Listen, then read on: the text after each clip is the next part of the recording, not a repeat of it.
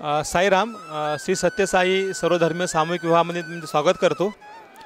मला एक सांगा की या सामूहिक विवाहाबद्दल तुमचं काय मत आहे? चांगलं आहे गरिबासाठी, गरिबासाठी लय चांगलं आहे। कोणाकडे पैसे असते नसते, तुम्ही काय व्यवसाय करता?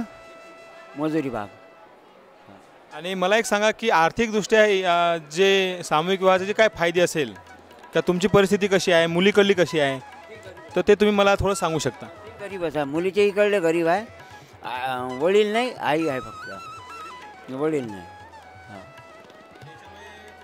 फायदा झाला काही? फायदा म्हणजे आता दोघांचे हे वाचले ना पैसे, त्याचे पोरीचे इकडले वाचले, आमचे गरीबाचे हातमजुरी काम। आणि आपल्या या भागामध्ये यवतमाळ जिल्ह्यामध्ये इतर कोणी संघटना असे कामं करतात का, किंवा तुम्हाला काय फरक जाणवतो यामध्ये? आम्ही समजा वाशिम जिल्ह्याचे हा, तर आम्ही समजा इकडे पहिल्यांदाच आलो, समजा याची पोरगी केली म्हणून। हां, वाशिम जिल्ह्यामध्ये असे काही प्रयोग किंवा असे सामूहिक विवाह तुम्ही पाहिले का? नाही अजून नाही झालं नाही। तुम्हाला इथं आल्यानंतर कसं वाटलं?